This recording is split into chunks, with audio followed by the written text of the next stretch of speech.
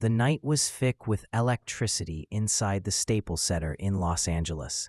Fans from both sides filled the arena, waving flags, shouting names, and waiting for what many believed would be a war. In one corner stood the explosive, charismatic southpaw, vicious Victor Ortiz, the WBC welterweight champion, draped in red, white, and blue. Ortiz had fought through adversity before, the scars from the Marcos Maidana War, the glory of beating Andre Berto, and the heartbreak of being stopped by Floyd Mayweather. Across from him was the underdog from Riverside, Josesito Lopez, a fighter who had never been given anything easily. He wasn't supposed to be here. He wasn't supposed to stand toe-to-toe with champions. But that's exactly what he came to do. When the bell rang, the tension snapped like a wire. Ortiz stepped forward, composed, sharp, testing Lopez with southpaw jabs and straight lefts. Lopez, with nothing to lose, met him head-on. Every thud echoed through the crowd. Body shots, counters, exchanges that made fans rise from their seats. Both men were searching for control, trying to establish dominance early. Ortiz looked sharp, composed, landing crisp combinations, while Lopez kept digging to the body, trying to wear the champion down. The fight had the feeling of something brewing, not just a contest, but a collision of pride, heart, and survival. As the rounds progressed, Lopez began to show why he was more than just an opponent. The second and third rounds were fierce. Lopez caught Ortiz with a looping right hand, and blood appeared on his forehead, mixing with the sweat that poured from both men. Ortiz responded with his own power, thudding left hands that snapped Lopez's head back. The pace was relentless, the exchanges violent.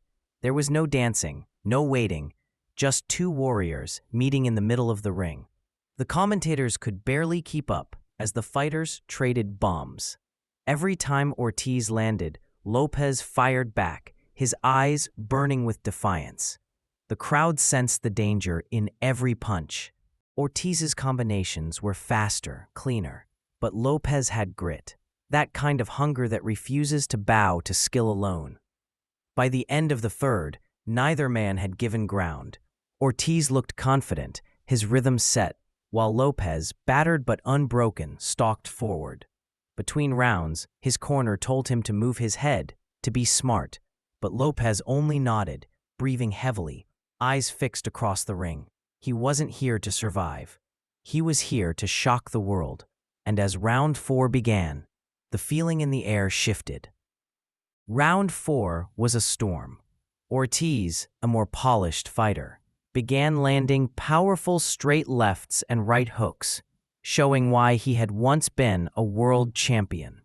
Lopez absorbed them, countering with hooks to the ribs, short punches in close quarters. Both men were digging deep into their arsenals. The exchanges became savage, the crowd roaring with every shot. Ortiz's power was undeniable. Lopez was being pushed back, yet somehow he refused to fall. The referee, Jack Reese, had to warn Ortiz for rough tactics, but neither fighter seemed to care about rules. This was a street fight, wearing boxing gloves.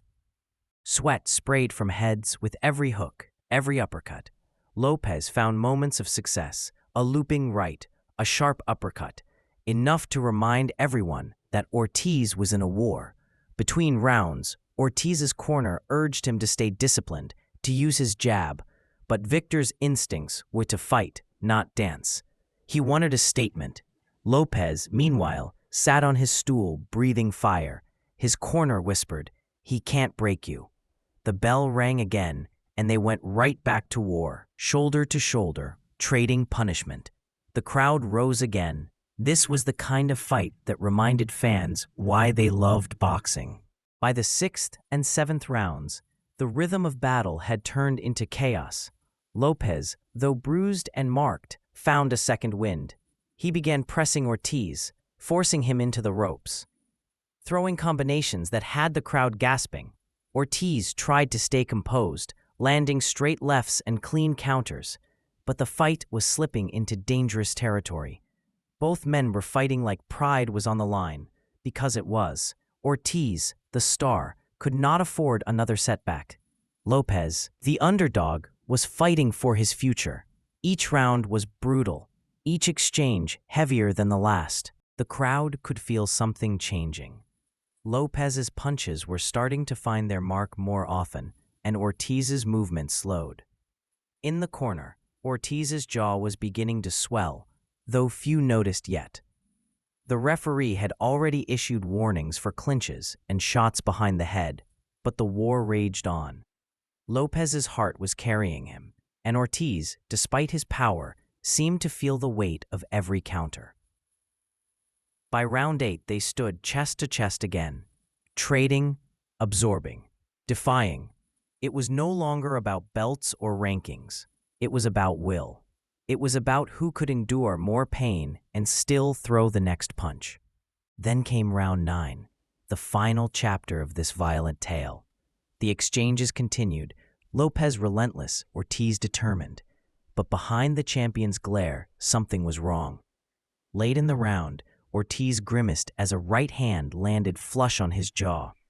He backed up, trying to shake it off, but the pain was unmistakable. Lopez kept coming, pounding away, the crowd now on its feet, sensing history. When the bell ended the round, Ortiz sat on his stool, holding his mouth. His corner leaned in. "What's wrong?" one asked. Ortiz, voice strained, muttered the words that would echo through the arena. "My jaw's broken." The doctor leaned over, checked, and the call was made.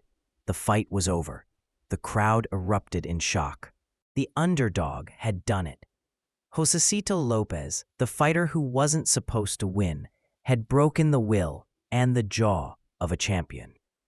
Ortiz sat, silent, as Lopez raised his hands in disbelief. The announcer's voice cut through the chaos. The winner by technical knockout, Josesito Lopez. The arena exploded. It wasn't just an upset, it was a statement, a story of grit conquering glamour. Lopez had entered the ring as an unknown. He left it as the man who broke Victor Ortiz, both literally and symbolically.